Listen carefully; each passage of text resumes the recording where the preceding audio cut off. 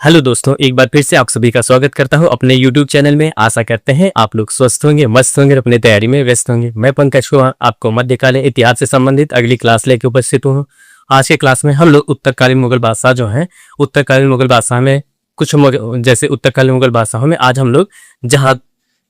हम लोग रफी उद्दरजात के बारे में क्या होता है, रफी उद्दरजात के बारे में अध्ययन करेंगे कि उनका शासनकाल कब से कब होता है, उनकी कौन सी नीतियां होती हैं और उनका अंत किस तरीके से होता है, जो आपके प्रतियोगी परीक्षाओं में हो सकता है कि पूछा जा सकता है। क्योंकि उत्तरकालीन मुगल बादशाह जो होते हैं, इन्होंने अपने साम्राज्य को पतन की तरफ ले जाने के अलावा ऐसी कोई भी ख्याति नहीं प्राप्त की जो उन्होंने अपने एक मुगल जो साम्राज्य होता है उसको उन्होंने स्थापित करने में जितने भी कार्य करते हैं या जितने भी शासक बनते हैं वे सभी के सभी मुगल काल को पतन में ले जाने का कार्य करते हैं। पतन में ले जाने का कारण एक ही होता है, क्योंकि वे अयोग्य होते हैं, और दूसरा होता है वे विलासी प्रवृत्ति के शासक होते हैं, तीसरा होते हैं वे दूसरों की बातों में जल्दी से आ जाते हैं और उनके अंदर कोई भी ऐसे गुण नहीं निहित होता है कि वे एक सशक्त साम्राज्य की स्थापना कर सके।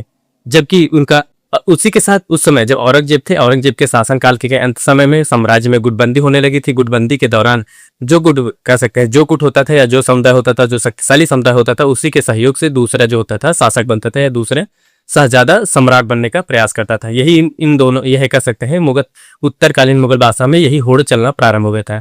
आज की क्लास प्रारंभ करने से पहले हम लोग पिछली क्लास को देख लेते हैं कि पिछली क्लास में हमने क्या अध्ययन किया था। उस अध्ययन से हम आज वाली क्लास को उसी से लिंक करेंगे। देखिए, पिछली क्लास में हमने बात किया था जो क्या होता है, देखिए जो फर्रुखसियर होते क्या होते हैं, फर्रुखसियर होते हैं उन्होंने 1717 ईस्वी में क्या होता है, 1717 ईस्वी में उन्होंने 3000 रुपए में उन्होंने हैदराबाद हो गया, गुजरात हो गया और बंगाल क्षेत्र को उन्होंने कर मुक्त करके ब्रिटिश ईस्ट इंडिया कंपनी को दे देते हैं। वहां से वे मुक्त रूप से व्यापार करें। ब्रिटिश ईस्ट इंडिया कंपनी वहां पे मुक्त रूप से व्यापार करते थे। जो सम्राट होते हैं या फर्रुखसियर होते हैं उनको 3000 रुपये सालाना मिलता था वहां से। इसके साथ है फिर उसके बाद आगे चल के जो उस समय जो सैयद बंधु होते हैं और उसके बाद मुगल जो उस समय सैयद बंधु होते थे और जो मराठा कह सकते हैं, मराठा जो पेशवा होते थे, कहते हैं मराठा पेशवा थे, इन दोनों के सहयोग से जो उस समय बालाजी विश्वनाथ थे, क्या है, मराठा जो पेशवा थे बालाजी विश्वनाथ के सहयोग से उन्होंने जो फर्रुखसियर होते हैं फर्रुखसियर का गला घोट देते हैं। ये संधि किनके बीच होते हैं, एक तो होता है जो सैयद बंधु होते हैं और मराठा से शासक के बीच। उसके बाद ये कार्य के लिए कहते हैं जो उनके साथ कह सकते हैं जो फर्रुखसियर, ये जो रफी उद्दरजात होते हैं उनके कहने पे इन कार्य करते हैं। क्या आता है, जो मुगल सेना कह सकते हैं, मुगल सेना के उस समय अगर बात की जाए तो मुगल सेना में जो सबसे शक्तिशाली शासक सबसे शक्तिशाली गुट होता था सैयद बंधु होते थे, प्लस उसके बाद जो मराठा के उस समय मराठा पेशवा होते थे बालाजी विश्वनाथ के सहयोग से, और उन्होंने रफी उद्दरजात के कहने से जो फर्रुखसियर होते हैं उनका गला घोट दिया जाता है। क्या होता है, उनको मार दिया जाता है। इस प्रकार फर्रुखसियर का अंत होता था। कल की क्लास में हमने यहाँ तक अध्ययन किया था। आज की क्लास में हम पढ़ेंगे रफी उद्दरजात क्या होता है। अगले जो शासक होते हैं रफी उद्दरजात के बारे में बात करेंगे। रफी उद्दरजात के शासनकाल की बात की जाएगी तो इनके शासनकाल कब से होता है, 1719 में होता है। क्या है, 1719 में आपको शुरुआत में ही बताया गया था कि कुछ ऐसे शासक होते हैं जिनका शासनकाल केवल कुछ महीने तक चलता है। क्या है, कुछ महीनों तक चलता है। उन्हीं में से एक होते हैं। इनका शासनकाल की बात की जाए तो इनका शासनकाल लगभग यहाँ पे लिखेगा लगभग 3 माह, लगभग 3 माह। क्या होता है, इनके शासनकाल की बात की जाए कितना, लगभग ये 3 माह तक शासन करते हैं। क्या होता है, 3 माह तक शासन करते हैं।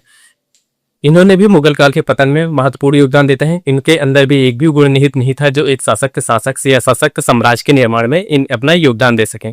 अगर इनकी बात की जाए तो ये भी एकदम भोग विलासी प्रवृत्ति के शासक थे, दूसरे के बातों में आ जाते थे। ऐसे इनके ये कृत्य होते थे और इनकी खासियत है, ये मत कह सकते हैं जब कोई भी व्यक्ति कहते हैं ज्यादा शौकीन में रहने लगेगा, वह ऐसी भी वस्तुओं का सेवन करेगा जिससे वह उसके लिए खुद ही घातक या खतरनाक साबित हो गए। बस इनके अंदर यही थे, यही मदिरा का सेवन अत्यधिक करते हैं। क्या है, इन्होंने अपने साम्राज्य विस्तार के लिए ऐसी कोई भी नीतियां नहीं अपनाते हैं जिससे इनका साम्राज्य विस्तार हो सके। साम्राज्य विस्तार करने के लिए सबसे पहले क्या होता है, साम्राज्य विस्तार करने के लिए सबसे पहले शासन में बने रहना आवश्यक है। क्या है, शासन में बने रहना आवश्यक है। जबकि इनके कार्यकाल की बात की जाए तो आप देख ही रहे, लगभग 3 महीने तक क्या होता है, लगभग 3 माह तक शासन करेंगे। तो उस 3 माह के अंतर्गत ऐसे कौन से कार्य करेंगे जिससे साम्राज्य का विस्तार हो सके। इसी वजह से इन्होंने अपने शासनकाल में ऐसा कोई भी कार्य नहीं करता। देखिए, इनके अपने शासनकाल में क्या होता है, पहला बिंदु देखिए इनके बारे में, ये मदिरा का क्या होता है, मदिरा का अत्यधिक सेवन करते थे। मदिरा का अत्यधिक सेवन क्या होता था, जो रफी उद्दरजात होते हैं वे मदिरा का अत्यधिक सेवन करते थे। क्या होता है, यह सेवन करते थे या शौकीन थे, डिग्री के सेवन या शौकीन थे। कौन थे, जो रफी दर्जात थे इनकी बात की जाती है, मदिरा जैसे शराब के, जब शराब की जो होता है शराब का अत्यधिक सेवन करते थे, शराब का जब अत्यधिक सेवन करेंगे तो जाहिर जाहिर सी बात है कुछ समय बाद इनकी मौत निश्चित है। वही होता है, उनको क्षय रोग हो जाता है। क्या होता है इनका अंत कैसे होता है, यहाँ पे लिखेगा क्षय रोग के कारण। क्या होता है, क्षय रोग के कारण, क्षय रोग के कारण इनका अंत हो जाता है, इनका अंत होता है। अंत क्या होता है, इनके शासनकाल बस 3 माह तक था। 3 माह में इनके बारे में कभी भी पूछा जा सकता है कि ऐसा वह कौन सा शासक था जिनका क्षय कह सकते हैं अत्यधिक सेवन करता था, या उत्तरकालीन मुगल बादशाह ऐसा कौन सा था जो अत्यधिक सेवन करता था। तो उसका सही उत्तर होता है कौन होते हैं, वो होते हैं रफी उद्दरजात। ऐसे शासक होते हैं जिनका शासनकाल मात्र 3 माह होता है, और ये मदिरा जो होता है, ये शराब होता है, उसका सेवन अत्यधिक करते थे, इसी वजह से इनकी मृत्यु हो जाती है। और वह क्षय रोग या टीबी रोग होता है, इसके कारण इनकी मृत्यु हो जाती है। और इसी के साथ जो अगला शासक बनते हैं, आपको दूसरे उसके बाद बताया गया था, जो अगला शासक बनते हैं रफी उद दौला। कौन होते हैं, अगले शासक की बात कीजिए, लिखिएगा अगला शासक रफी उद दौला। कौन होते हैं, रफी उद दौला। उद दौला।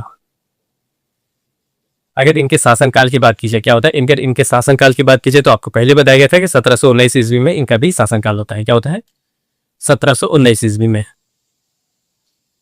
क्या होता है, इनका शासनकाल कितना होता है, 1719 ईस्वी में इनका शासनकाल होता है। और शासनकाल के साथ साथ इनका भी शासनकाल जो होता है काफी लंबे समय तक नहीं चलता है। क्या होता है, काफी लंबे समय तक नहीं चलता है, लगभग ये 3 माह करते हैं, ये इनका लिख लीजिएगा लगभग 4 माह। क्या होता है, लगभग 4 माह, 4 माह ये शासन करते हैं। देखिए कोई भी शासक होगा, अगर शासन के लिए उसको समय पर्याप्त नहीं मिलेगा तो वो अपने साम्राज्य के विस्तार के लिए नहीं कोई नीतियां बना सकता है। क्या है, नहीं कोई नीतियां बना सकता है, नहीं अपने साम्राज्य का विस्तार कर सकता है। क्योंकि साम्राज्य विस्तार करने के लिए सबसे महत्वपूर्ण जरूरी है कि वह शासन में बने रहना आवश्यक है। क्या होता है, शासन में आप बने रहेंगे, शासन संचालन की नीतियां सीखेंगे, सब जब नीतियां सीखेंगे तो उसको जाहिर सी बात है कहीं ना कहीं तो क्रियान्वयन करेंगे।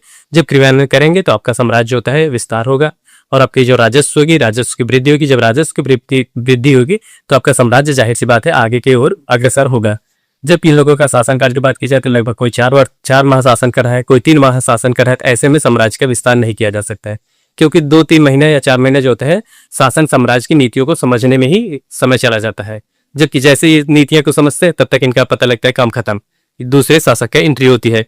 यही वजह होता है कि ये जो शासक होते हैं अपने साम्राज्य विस्तार के लिए कोई भी कार्य नहीं कर सकते हैं। जबकि जब कोई कार्य नहीं किया जाएगा तो जाहिर सी बात है उनकी जो राजस्व व्यवस्था होती है, राजस्व व्यवस्था में धीरे धीरे कमी आती जाएंगी। क्योंकि जितने भी कह सकते हैं जो अधिकारी होंगे, जैसे मंत्री होंगे, राजा जो महामंत्री होंगे, सैनिक होंगे, उन सभी को तो वेतन तो दे रही है।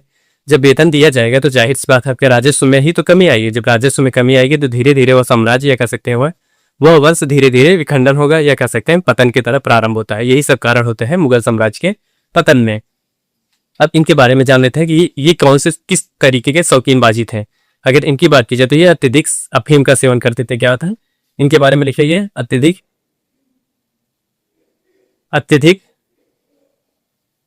अफीम। क्या होता है, अफीम का, अत्यधिक अफीम का सेवन करते थे। इन्हें क्या कह सकते हैं, अफीमची। आपसे कभी भी क्वेश्चन पूछा जाता है और पूछा भी गया है कि उत्तरकालीन मुगल बादशाह या ऐसे मुगल के शासक कौन थे, या कह सकते हैं ऐसा कौन सा शासक था जिन्हें अफीमची कहा जाता था, अत्यधिक अफीम का सेवन करते थे। तो उसका सही उत्तर होता है रफी उद दौला जो होते हैं, इन्होंने अपने जीवन काल में सबसे ज्यादा अफीम जो होता है एक पेय पदार्थ होता है, इसका सेवन करते हैं। इसी वजह से अफीम के कारण ही इनकी मृत्यु भी हो जाती है। क्या होता है, अत्यधिक जब अफीम का सेवन करेंगे तो जाहिर सी बात है जब अफीम का सेवन करेंगे तो बीमार पड़ेंगे। बीमार पड़ने के बाद उस समय उतना कह सकते हैं तकनीकी रूप से सुविधाएं नहीं थी, और डॉक्टर कह सकते हैं जो चिकित्सक होते थे या डॉक्टर होते थे या वैद्य होते थे उस समय उस तरीके से कारगर दवा उपलब्ध नहीं थी। इस वजह से उनकी मौत हो जाती थी, और इस कारण इन्हें जब अफीमची कहा जाने लगा उसके बाद इनके बारे में अत्यधिक दूसरा बिल होता है। सेम कंडीशन यही होती है उनकी। तो क्या होता है, जो रफी उद दर्जात होते हैं, रफी उद दर्जात की मृत्यु किससे होती है, उनकी मृत्यु हो जाती है टीबी के रोग से। क्या होता है, टीबी रोग से होता है या क्षय रोग के कारण होता है। जबकि इनकी बात की जाए तो जो रफी उद दौला होते हैं इनको पेचिस पड़ने के कारण, क्या होता है, पेचिस के कारण मृत्यु। क्या होता है, इनके जो रफी उद दौला होते हैं, रफी उद दौला का शासनकाल के अंत का कैसे होता है, ये बीमार पड़ जाते हैं। बीमार पड़ने के साथ साथ इनको पेचिस नामक रोग हो जाता है, जिसके कारण बार बार दस्त होने लगती है और इनका इस तरह शासनकाल का अंत हो जाता है। अगर आपसे पूछा जा सके जैसे पेचिश जो रोग होता है, आपने अकबर के बारे में अध्ययन किया होगा, तो अकबर की जो मृत्यु होती है वह भी पेचिश के कारण होती है। हैजा और पेचिश जो होता है अकबर को हो जाता है, उसके बाद अकबर जो होता है बीमारी के कारण ही उनकी मृत्यु हो जाती है, ये आपको बताया गया था। इसमें देखिए हम लोग को 2 शासकों के बारे में पढ़े, उत्तरकालीन मुगल 2 शासक थे जिनके बारे में ये कहा जा सकता है उनका शासनकाल 1719 ईस्वी के बीच में होता है। पहले जो होते हैं उन्होंने अपने साम्राज्य में उन्होंने अत्यधिक मदिरा जो होता है या मदिरा होता है या शराब होता है, ऐसे जैसे कह सकते हैं जो भी मादक द्रव्य पदार्थ होते हैं उनका अत्यधिक सेवन करते थे, सेवन करने के कारण, और अंत में उनको जो होते हैं टीबी या कह सकते हैं क्षय रोग जो होता है उसके कारण मृत्यु हो जाती है। फिर उसके बाद अगले शासक बनते हैं रफीउद्दौला। कौन होते हैं? रफीउद्दौला शासक बनते हैं। इन्होंने अत्यधिक अफीम का सेवन करते थे, जिन्हें अफीमची भी कहा जाता था, और इसी के साथ साथ इनको पेचिश पड़ने के कारण इनकी मृत्यु हो जाती है। जब मृत्यु हो जाती है, अब हम लोग अगला जो बादशाह होता है मोहम्मद शाह, क्या होता है मोहम्मद शाह के बारे में अध्ययन करेंगे कि मोहम्मद शाह का शासनकाल कब से कब होता है और उन्होंने अपने साम्राज्य विस्तार के लिए कौन सी नीति अपनाते हैं, किस तरह उन्होंने साम्राज्य की कह सकते हैं जो बागडोर होती है, शासन की बागडोर होती है, अपने हाथों में लेते हैं। ऐसे महत्वपूर्ण बिंदुओं के साथ हम लोग अगली क्लास में उपस्थित होंगे। आज के लिए बस इतना ही। आप हमारे चैनल पर नए हो तो चैनल को लाइक करें, शेयर करें, सब्सक्राइब करें। मिलते हैं नेक्स्ट वीडियो में ऐसे ही महत्वपूर्ण वीडियो के साथ।